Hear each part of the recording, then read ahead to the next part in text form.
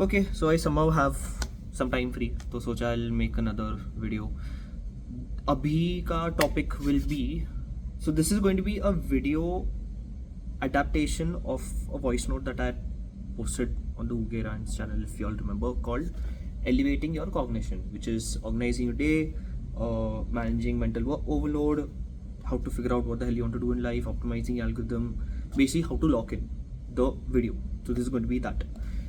I figured it'd be easy because it's easy for me to talk in my hands and stuff, and I somehow got access to a whiteboard so I can like draw stuff if needed.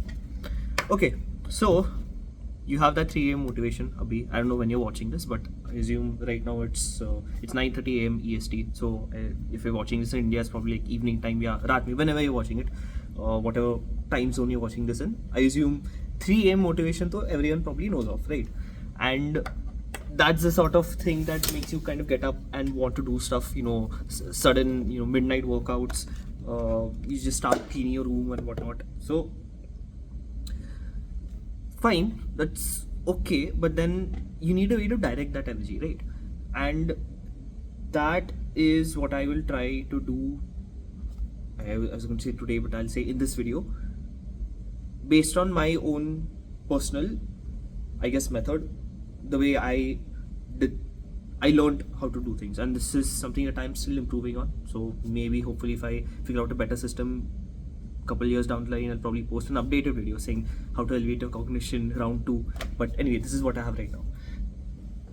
This is something that I haven't said developed, but it's mostly just an amalgamation of stuff that I read online, stuff that I came up independently, which coincidentally is also stuff that matches with what people have done online. Like I didn't know about this concept called time blocking until I read about the concept called time blocking, and then I realized, oh, this is very similar to what I do. So it's you'll probably find something like this online. So it's not something revolutionary. I'll just kind of aggregating all those points in a single video for you to look at stuff. Okay, so I will cover, first of all, I'll just call it calendar. So that's, yeah, I guess you can see it. So it's calendar. I'll just call the other thing just algorithm. Here, by this I'm referring to the internet algorithm, like how do you get stuff in general. I'll just call this maybe overload. I don't know what I'll cover in this, but I'm just keeping it as a mental marker for myself. And tools, I think that should be good enough, and then I'll probably add stuff as and when I think about it while I'm yapping. Okay, calendar. So you want to lock in, but obviously everyone has 24 hours in a day. We all have the same 24 hours in a day. Unless you have more hours in the day than me, then please tell me what time machine you're using to do that stuff, because I really want a time machine. So let for example, my own schedule, at least the schedule that I followed this week, that I intend to follow for this summer. This is when I'm making the video, what, June 2025, whatever. So let's assume, like midnight to midnight. Is it visible? Yes, it's visible. Midnight to midnight. So let's 0. This is, let's say, 24. Never mind. Not better if I talk about it. You go from 0 to 24 hours in a day, right? And I would say that the one thing that you should never compromise on is sleep. You can skip breakfast, lunch, dinner. I don't know how you'll survive on food, but assuming you'll survive on some sort of food, I don't know, like Snickers or something, I don't know. But do not, and I repeat, do not compromise on sleep. Sleep is the one luxury in life that you can definitely afford, that you should be able to afford. If you're not able to afford sleep, then bro, something is wrong with your life. Please reevaluate your life decisions. That is the one thing that I can tell you with the utmost certainty. Okay.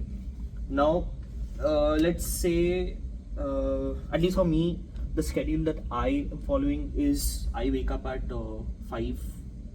So I'll explain why I wake up at 5, but you don't have to wake up at 5. Wake up whatever time you think you want to wake up at. You usually used to wake up at 6 to 7, but now I want to try waking up at 5 because more hours in the day, but then I sleep early, so you see how it works out. So I wake up at 5 to 6 is just, waking up, brushing my teeth, doing all that stuff. having a look-see through my phone just to see if there is anything, if there are any fires that started last night while I was asleep that I need to put out, because maybe in OHR or in the Discord server or any of the other groups that I am in, there's stuff that I need to look at no matter what. So that's what this hour is for, and making express change to today and whatever. Then 6 to 7. Okay, I'm kind of going about this in the roundabout way, but I'll explain this and then I'll explain to you the general principle that I follow. So 6 to 7, I'll make breakfast, cook my lunch, like my lunch box and stuff, since you carry my stuff around with me wherever I go. 7 to 8, I get ready, take a bath, walk to college, walk to the lab. I'm not in the lab right now, but I'm on campus. So anyway, I don't have card access yet for some reason. They're still working on it, but anyway, I was able to find private space to record this video. So 5, 6, 7, 8. 8 to 11, I do stuff like right now it's 9:30 something. 11 to 12, we have a small meeting at the lab. 12 to 1, I eat lunch, relax a bit. 1 to 5:30, I think. Yeah, 5:30. Yeah, 5:30. Work again. 5:30 to 7, just wrap things up, you change, go to the gym, do all that stuff, because at least for the summer the gym closes at 7, or else I would have probably done this in the night, but anyway. 7 to 7:30, go back home, take a shower, have dinner, whatever dinner I have by 8, relax a bit from 8 to 9. 8 to 9:30, or if I have some minor work that I don't want to really do at the lab, like personal work, I want to organize the files in my computer, so I'll probably do that in the night. I think I have set aside time to do that in the night, but anyway. And then sleep at 10. So, and then 10 to 5, so that's around 7 hours. I keep it as a big block, so like I'll hit the bed around 9:45 or like 10, and I'll fall asleep around 10:30 maybe, and I'll wake. I've set my alarm for 5, but then I'll fully wake up around 5:30 to 6. So anyway, so that's my schedule for today. And the principle that I usually follow, and I know what I'll be able to do next week, the week after that, or the month after that, the month after that. For one, because I have been fortunate enough to have a fixed enough schedule, but then there's also this thing of time blocking. But the way how I use time blocking, that's what I'll talk about. So start with, like I mentioned, don't compromise on sleep. So this whatever hours that you want to set aside to sleep, that's the first thing that you should do. So pick any calendar. I use Outlook calendar because I use Microsoft 365 for everything. If you use Google Calendar, if you have a physical calendar, I don't know how you do it on the physical calendar, because it'll be messy if you want to like switch stuff around. But whatever, I preferably take a digital tool because it's easy to sync stuff, but you do you. If you want to use a notebook, then be my guest. So anyway, start with sleep. When do you want to wake up, I guess, is a good metric to begin. And don't pick outlandish hours like 3 a.m., 4 a.m., all that bullshit. Please don't. It doesn't work. It probably works for this thing, but please remember that we live in a society and you have to move with societal, with the societal clock. So I'd say between 5 to 7, I guess, is a good time to decide when to wake up. Like what time do you want to wake up at? Because that's generally when people tend to wake up, and that's how things get in sync. Depending on your schedule, of course. If you're a nocturnal guy, like if you work a night shift somewhere, then maybe this might get flipped on set. But this is all for my day livers, diurnal folks. I think that's the word. Yeah. So I chose to wake up at 5 because over here it's summer and the sun comes out quite early, so I wanted to hit daylight early. So I figured, why not wake up at 5? Now, if I want to wake up at 5 and I want to get at least 7 to, let's say, 8 hours, I think 8 hours like the best you could get. But then I think 7, depending on the person, 7 to 7.5 hours is pretty good enough. So if you want to wake up, say 5:30, then you decide that you want to sleep at 10.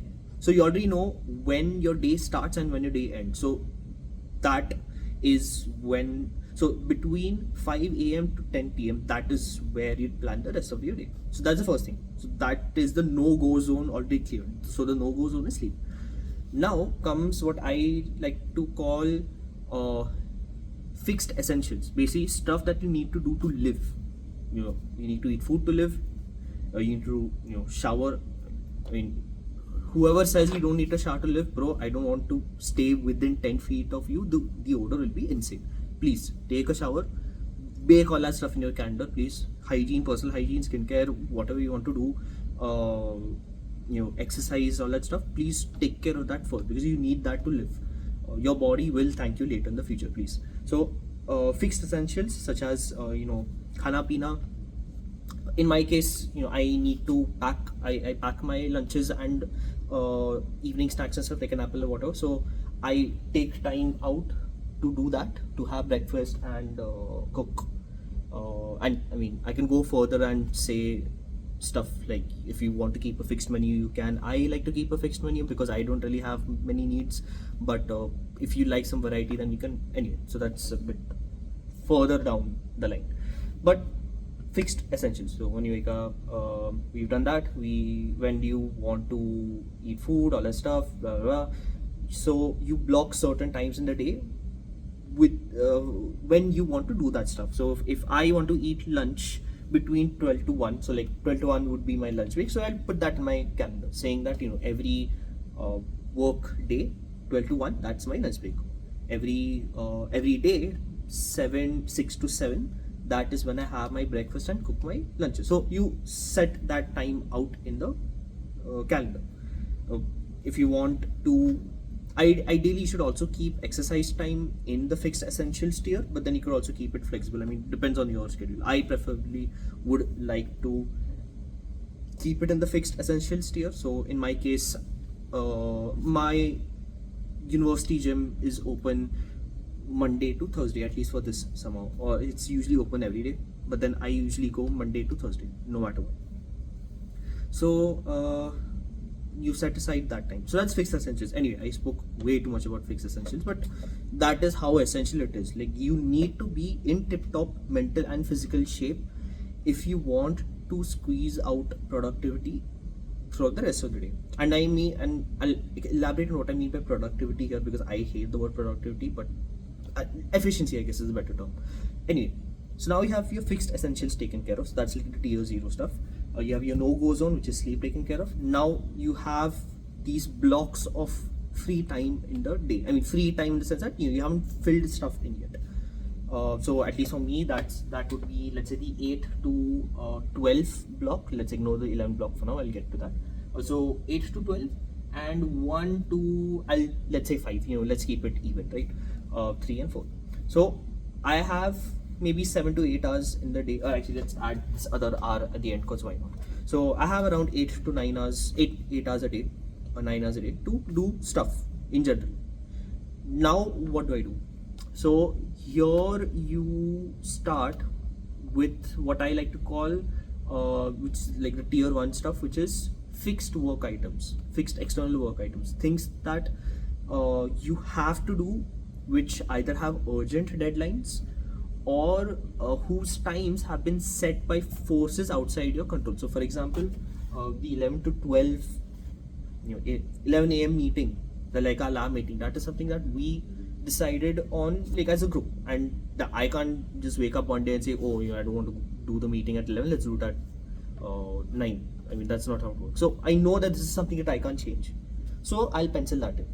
Similarly, if I have an assignment due tomorrow and I need to set aside time to do that the day off, because we love procrastinating, don't we? So I will set aside time that day to work on the assignment. I'll probably block off everything. I mean, depends on how you work. I don't necessarily like to do that, although my ADHD ass would probably do that. But anyway, you would so you'd pencil in time slots for tier 1 sort of stuff, fixed work items that have urgent deadlines, or things that you can't have a lot of control over when you do those things, because you will have to do it, or you'd have to go to that meeting, you'd have to do that sort of assignment, that sort of stuff. So you start doing that.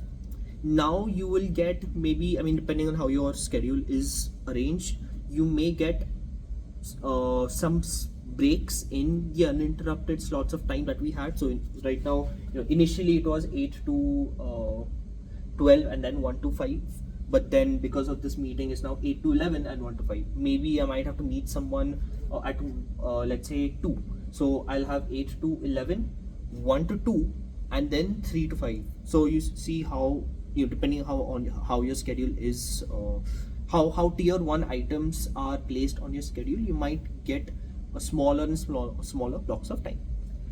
Now you get to tier 2 things. Tier 2 work items are things that don't necessarily the things that are much further in the future. Like, these are things that you need to do, such as, obviously, you need to study, you need to like do lab work, you need to, I mean, in my case I would keep lab work as a tier 1 item because that's something that I have to do. But then stuff such as, let's say, random coursework, studying libraries for tests or something that aren't like this week, maybe they're next week, so I can push it off for a bit. So those are the sort of things that I would set aside time for after I've taken care of the tier 1 and tier 0. So this is tier 2. Flexible work items, I guess, is a better term to put it. And note that at least at this point, I'm just referring to the Monday to Friday slot.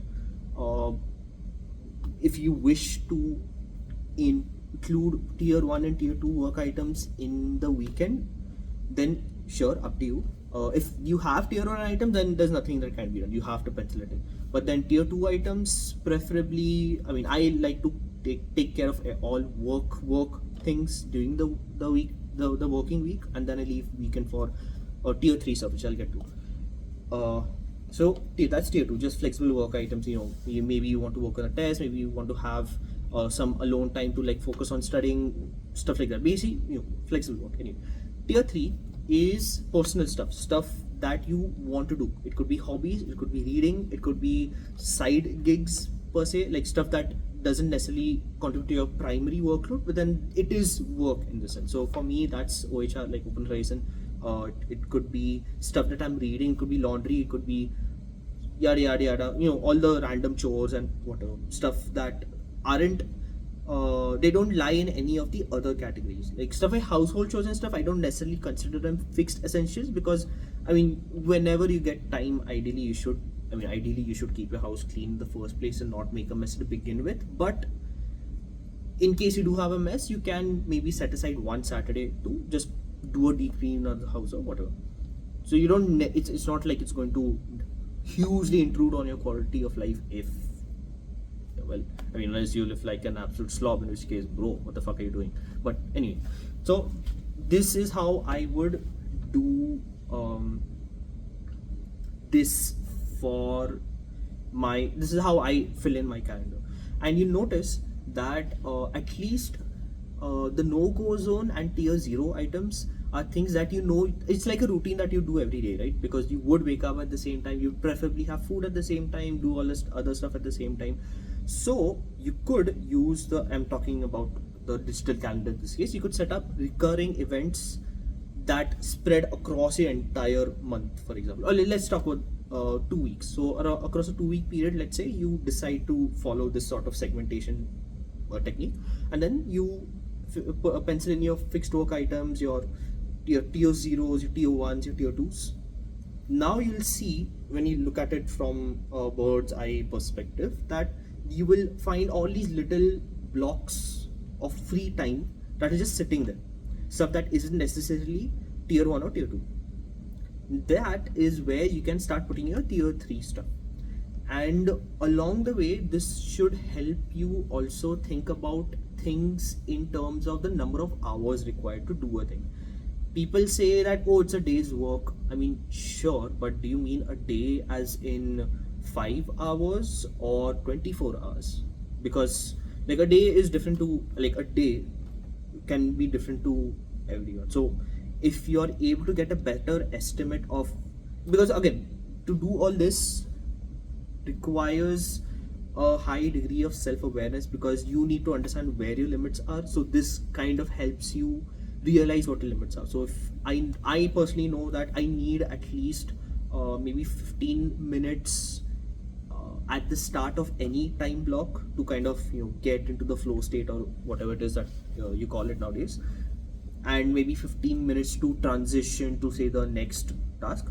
So with I don't like 1 hour windows for deep work as in like stuff that I have to really focus on. So I will try to pencil in that sort of work in a 2 hour slot, at least a 2 hour slot, or at least 90 minute slot, something of that sort. But then stuff that is busy work, just let's say I just need to update my website, or I just need to like write a standard report, or I just need to organize the stuff on my repository. So that's busy work. So that's what I don't need to enter a flow state for. I don't need to like prepare myself for deep work for that. So 1 hour is good enough. So just get it done, get in, get out, quick 1 hour task.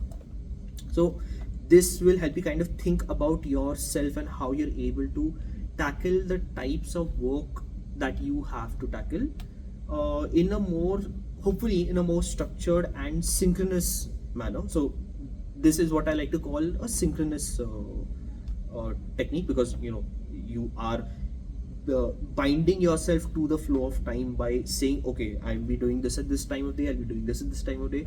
And so it also takes away the sort of mental overhead of you trying to manage, oh, what are the things that I had to do this week? Do I need to do this? When do I do that? All that, blah, blah, blah.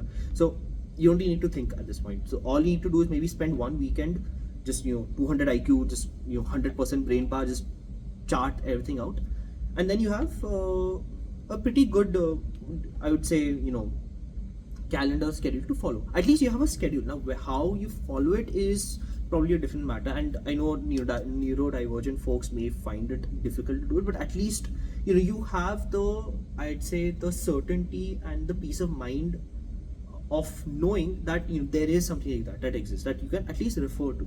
At least that's how I felt when I started doing this stuff, because I had tons of stuff that I wanted to do, but I couldn't necessarily coordinate the time required to do it. And so I started doing this, and then I wouldn't say I'm 100%. I wouldn't say I've followed my schedule 100%, maybe 75% on the regular, but 75% is better than nothing at all, in my opinion. So take that howsoever you will. So that's the calendar. That's the first part. Just the synchronous stuff. Now, why I put the algorithm, why I put this after, is because when you do tier 3 stuff, obviously now this is for people who probably don't have any idea what to do in life. It's like the full existentialism. So like, bro, what do I do in life? I don't know anything. I don't have any interests. I only watch mainstream stuff. I can kind of relate, because even I was kind of like that. Although, one thing that is different is I used to like books a lot, so I guess I used to read a lot of books. But then, if you take that aside, the same movies, Instagram, social media, all that stuff. Most people will tell you that you have to take social media out of your life.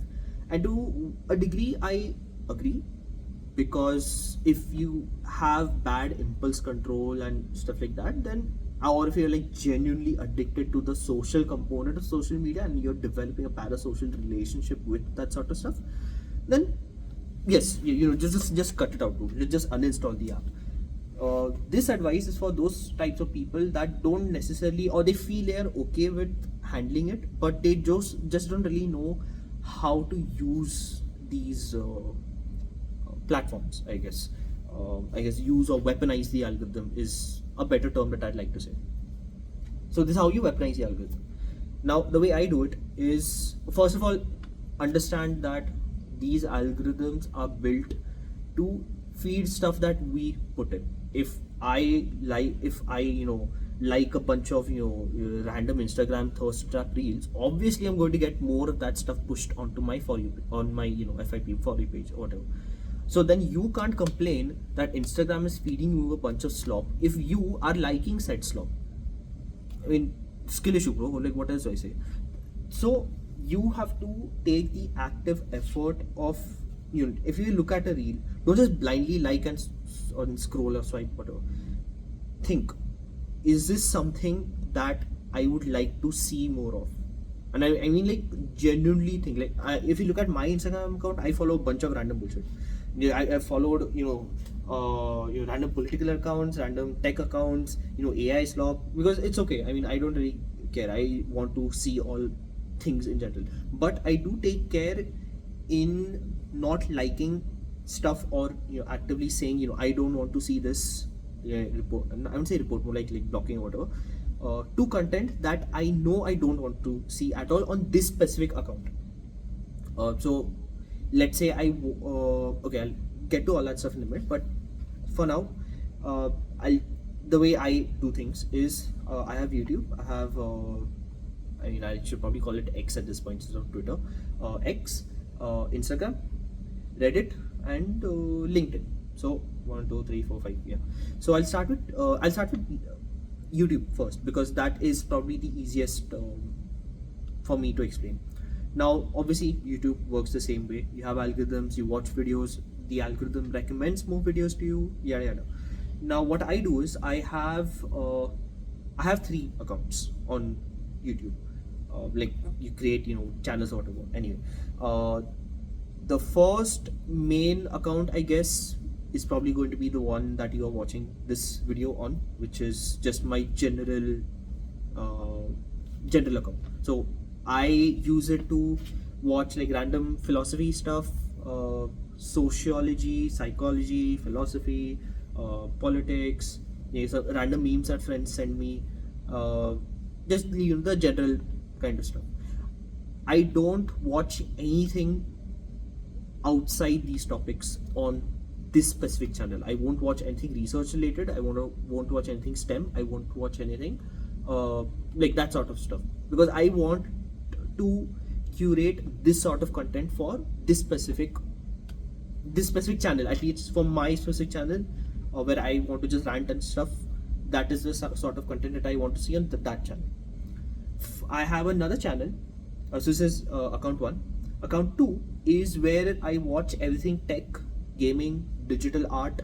I did mention gaming. Random internet culture stuff. So that is I won't call it like a weeb account, but I guess just the internet brain rot, I guess, account.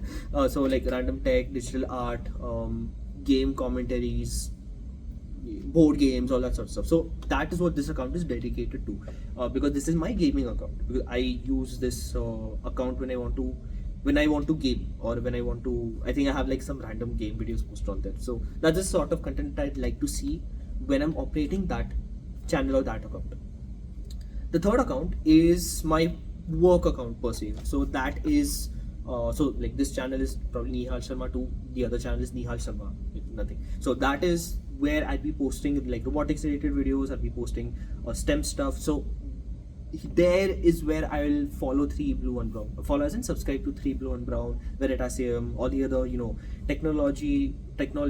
technological engineering, software, etc., robotics, research, STEM. So that is the work account. That's the research account. So I have one general account. I have one like gaming tech internet account. So like general account, internet account, research account. So that's how I've split YouTube.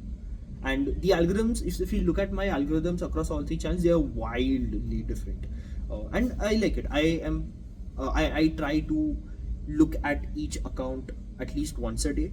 So in the morning, I'll probably listen to some video essays on the general account while I'm cooking breakfast and stuff. While I'm here, on campus, I'll use the work account to like watch some information stuff. And when I am home in the night, in the evening, then I'll watch stuff on the game account. D&D games. Some new game came out, so I'll watch like a review of it, stuff like that. So that is how I like to divide my time between these 3 YouTube accounts. Similarly, although it's not as involved as YouTube, I have 2 accounts on Reddit. One is just the general account, which most people might know as the one that participates on R Manipal, and then there's another account that I shall not name because that is what I used to lurk in all the weird places, like the random debate forums and the like culture wars stuff, just so I get to see what the fringe culture is Like, and again, this is just born out of my own desire to know stuff. You don't have to go as far as what I do, but if you take some notes from this and implement it to your own life, I guess it's good enough. So I'm just explaining what my setup is. So that's Reddit. On Instagram, I just have one account, but I usually use it as, again, it's a general account. So I have some random tech stuff on there. I have random, like obviously friends, they might post stuff, so I'll watch that.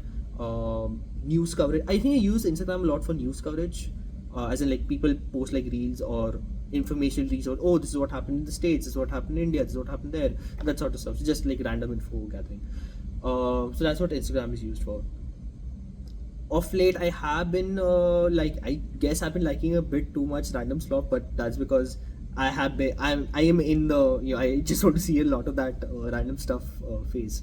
But yeah, initially I've had phases where I was liking a lot, actively liking a lot of philosophical content on there, then some political content, then some tech related content. So again, so it is intentional. It is something that I choose that, okay, you know what, let's let go a bit here.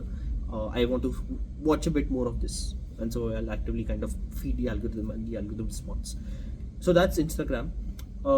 X is, so I have two accounts on X again. So one is again, my general account, which people probably know. So that's where I search everything India tech. That's the equivalent of the YouTube work account. So that's my X work account, and then I have another internet lurking account to see random stuff, like random internet drama and all that stuff, the fringe internet culture. LinkedIn is primarily work, obviously. So I look, and so that is where I get my research updates from, like proper research updates. Like someone posted this thing at ICRA, something, or someone posted this thing in Nature or Science Robotics, or so that's a sort of, or like this company is hiring, or this company is not hiring, whatever. So that is what I use LinkedIn for. So this is how I use all the social media channels and video channels that way. I don't use anything else. I do, however, I mean, I do have like Perplexity and whatever, but I don't necessarily use it as much as most people do. At least I'm still pretty old school in the sense that I prefer looking up stuff on the internet manually myself. But that's just me, because I like the tactile feeling of, parsing through links and doing all that. It reflects what I do in my own research. So I think that's something that I really would like to kind of practice, I guess, my internet research skills. So like I'll come across a term while I'm out and about in the world, and instead of asking an LLM like what this is, I'll probably try looking it up, because I prefer going to websites that say that info, simply because that is of a snippet of information that I'll kind of keep in mind. So where I'd say that, where I'll think to myself that, if I want to learn anything about philosophy, I came across these channels somehow. And this is also where having a good browser search history is handy for me, because I go to these websites more so to log them in my search history. So if I want to see something philosophy related, I'll type something like Phil whatever, and usually these intelligent search history things, like I use Edge, but I think, I guess it works on the other mainstream browser nowadays. It will pop, search results will pop up in my search history, and so I probably just go down to that link again and see it. So that's how I use the browser search history as well. So that's the algorithm stuff. Again, this is something that you need to take an active effort to kind of change your own usage patterns when it comes to stuff like this, because again, you have to do you got lock in, bro. Like, now obviously, as you may have guessed, this does come with a fair bit of overload, because although I cosplay as a turtle, I am still human. At least I hope. Yeah, I am still human. Homo sapiens, yes. So the one thing to keep in mind is that whatever I do, I generally try not to, I mean, obviously, when I really like a thing, or when I really want to do a thing, I am perfectly comfortable. And obviously, it's a skill that I need to train, that you have to train, where you maintain focus on a task, or you keep on, banging your head against the wall over a task for, hours at a time. So that's different. That's like concentration. That's like endurance. That's something different. But here I'm referring to the general sense of being overwhelmed by everything that's going around you. Because like I mentioned, I use all these different social media accounts, and it can be difficult to just feel overwhelmed and fall back into old patterns of doom scrolling or whatever. So I would say start slow. Let's start with I wouldn't say productive. Start with the work related stuff. Work related stuff, as in, for the time being, maybe try uninstalling all the random apps, and maybe use just YouTube, or use YouTube and LinkedIn. Let's say that's it. And you create a fresh account on YouTube, and try watching only education stuff on there. Education stuff, engineering stuff, all that stuff. And use LinkedIn, and actively, so you'll have to, don't like all the random motivational bullshit that the LinkedIn lunatics post on there, because it is bullshit, bro. Like, I don't even know what else to say about it. So use YouTube for education stuff. Use LinkedIn to update your like network. Start more actively following stuff on there and on YouTube. So start with that. Get used to the idea of, okay, every morning, or at certain times in the day, it could be during the lunch break. Like during my lunch break, I know I definitely do that stuff, because I'm just having lunch. I don't have anything else to do at the time. So do that. Cultivate some sort of habit where you check stuff at certain times in the day, and then you can step it up bit by bit. So maybe you create another account for YouTube, or maybe you create a new Reddit account, and then you do other stuff on that Reddit account. And then once you're comfortable enough doing all that stuff, then that is when I feel you would be I guess skilled enough, or you would have built enough of a tolerance to step into the cesspool of X and Instagram, and maybe any other social media sites that you probably frequent. So that is how I would say you can weaponize the algorithm, and also kind of manage the information overload. So this is the input overload. Now when it comes to output overload, unfortunately, I don't necessarily have any. I mean, there is no trick to it, dude. Like, just grind. Unfortunately, I won't say stuff like, oh, meditate and this thing and whatever, because I personally, I don't necessarily meditate, but I think that the stuff that I do is a sort of ritual that helps me meditate, I guess. So instead of like sitting and closing eye doing, or maybe like chanting some mantras or whatever, my morning routine is sort of meditative, in the sense that it is something that I know I do every day, and so I kind of turn my brain off, and I let my thoughts wander while my body is on autopilot, cooking food and whatever. And so that helps me prepare or build up my energy for the day ahead. And at least for me, when I exercise, I generally feel, I mean, it is known that when you exercise, it releases endorphins and stuff that make you feel good, and make you feel that, oh, nice, I had a good workout, I felt good, life is great, all that sort of stuff.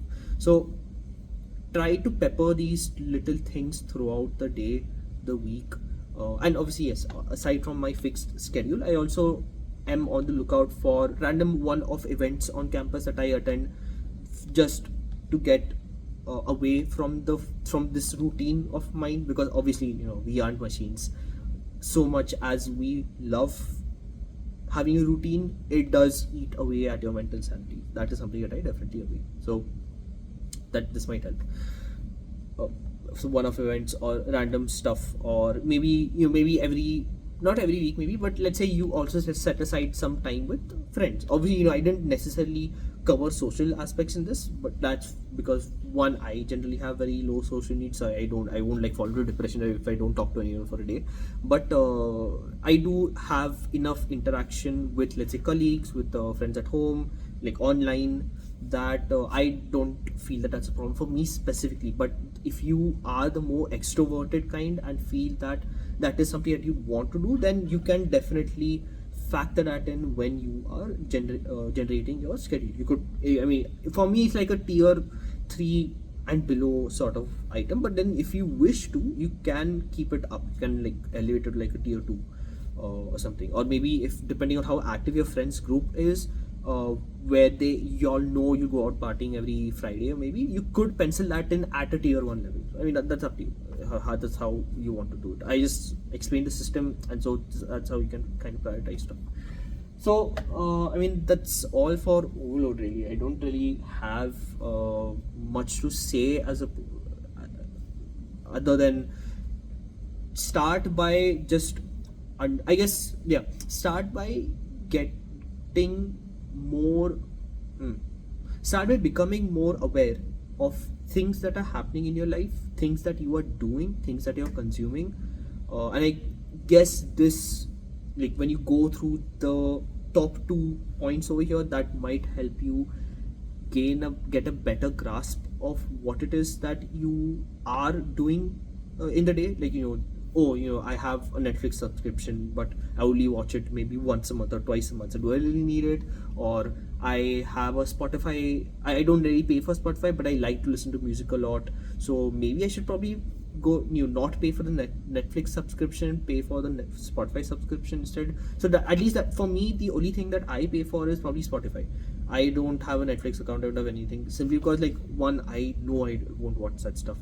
And if I do, it'll be kind of like one-off instances that I can probably, my other friends have Netflix accounts, so if I really want to, I'll probably ask them for it.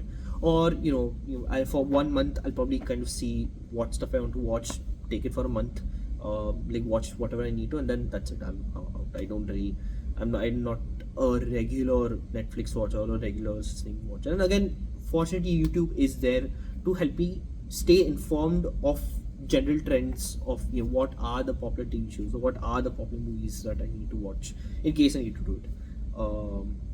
I mean, you could always sail the high seas, but that being said, coming to tools. So tools is, I mean, I'm not going to recommend a tool to you because I hate using tools. The only tool that I use in this entire thing is probably like calendar. Like, the only thing I use is a calendar, a to-do app, and a notepad. So the calendar is what I think I referred to this before, but this is a synchronous tool because it is time sync. Like, you do stuff at this time of day, etc., etc. So that's an asynchronous schedule. Sorry, synchronous schedule. The to-do app is an asynchronous schedule. So stuff like, oh, I need to buy this, or I need to buy cheese from the grocery store, or I need to get this sort of thing done. Stuff that it is stuff that you need to do, but it isn't necessarily something that is time locked, I guess, enough that you would add it as an event in your calendar, saying, oh, 8 to 9 I need to go and get so there's another thing. So after you pencil in all your synchronous items, you can then look to your asynchronous work items, like what you put on your to-do app, and then now you know when you can address those work items. So if I know I need to visit the grocery store, and I look at my schedule and I see, oh, there is a 1 hour slot Thursday evening where I can go and do that. So that is where I will take the task out from my to-do app and I'll put it in my calendar.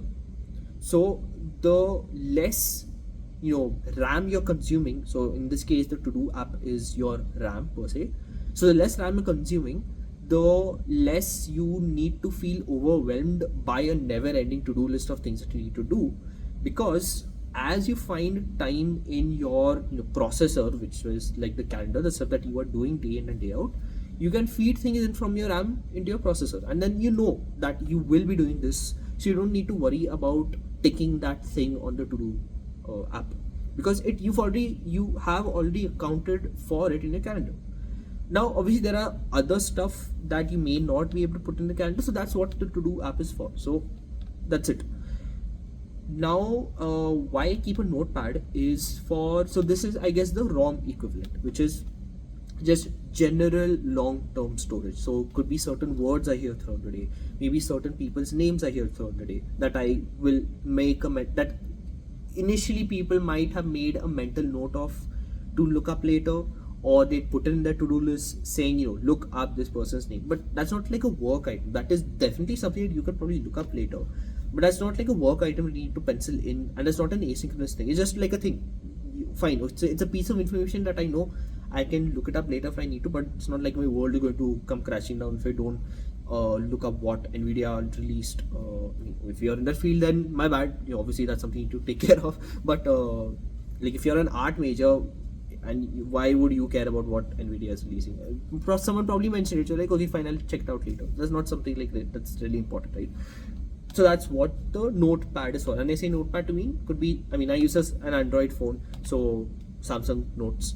If you use Apple Notes, notepad on your Windows thing. You can get even more wild with it. Use Obsidian maybe if you also like journal stuff or like document stuff. So that's something that I actually have to get to. But anyway, synchronous processing, that's calendar. Asynchronous, like RAM, I guess, which is the to-do app, and then just long-term information, like your information archive, which is probably your notepad, or long-term storage, so like random stuff you see throughout the day. And then you can have a fourth tier, which is structured memory. I guess this is a good term to describe it. This is where all your other stuff, like Obsidian, Logsec, I guess, is one other software that they've talked about. Notion, if you all are into that. So basically the second brain software stuff that people say, that is where this stuff comes. That's less like the fourth option. Notice that you don't necessarily need any fancy apps for the first three. You can make do with normal native apps with normal functionality. You don't need to like pay $10 out your ass every month for this random productivity app that is basically just a calendar and a to-do app but mashed together in one thing, because you already have those apps on your phone. You get it with the phone, dude. Why are you paying like $400 for a phone and you're paying $10 on top of that for some other software when you already have that in your phone? So make use of the stuff that you already have. Don't stuff your toolbox with more tools. Use the tools that you already have in new and interesting ways. So that's at least that's my philosophy on, because I like to keep as few moving parts in my life as possible. So that's how I use it. It's something that I can change as a behavioral thing, then I don't necessarily need to buy a tool to just fit my very specific thing. So that's just me. So well, that's tools. And then hopefully by the time you get to like the tools section, you would have become self-aware enough to understand what you need in life, I guess, and how you can use the existing tools that you have to do that sort of stuff. And if you do need a new tool, what kind of tool do you need? How will said new tool help you in life? And I say tool here as a catch-all term for anything. Maybe you want to buy that cute blender that you saw on. Like, do you really need it if you already have an existing blender? Or if you want to subscribe to this new, like some sort of so if you want to buy ChatGPT Pro, for example, is whatever ChatGPT Pro is, what ChatGPT Pro offering you, that important that you have to pay that much, or can you just make do the free version? So little things like that. I don't have any good examples that I can think of off the top of my head, but you get the point. I hope, I believe. So this would help you kind of better streamline your thought process, how you go about life, I guess, doing stuff. Hopefully this would also make you more productive, in the sense that you become more efficient. So this is also why I don't like the word productivity, because you can be productive in different things. Like for example, I can get stuff done, but then I generally need more time to do things because I prefer to take my time doing things because I like to be particular about it. That may not be productive from the point of view of someone that measures productivity as how many hours you take to do a thing. That's not what I am interested in. I'm just interested in the other processes that help me streamline my own work. Now, how to make my own work more efficient, that's a personal thing. Like, if I genuinely take, let's say, 3 hours to write a thing, I can't just add another person to my workflow and say, oh, because now I have two people, I can do this in, let's say, 1.5 hours. Or if I use this tool, I'll be able to double my. So, I mean, I think at a certain speed. How do I speed that up now? Unless you, anyway, that's like a separate discussion that is probably out of my scope. But hopefully, this should help you, I guess, elevate your cognition per se, organize your life, what stuff you need to do in life, organize your day, more intelligently acquire and log new information, so that if you want to work on those types of things, you know when you have time to do that, and how you could probably pipe information from long-term storage into an asynchronous RAM into synchronous processing. So yeah, that's it.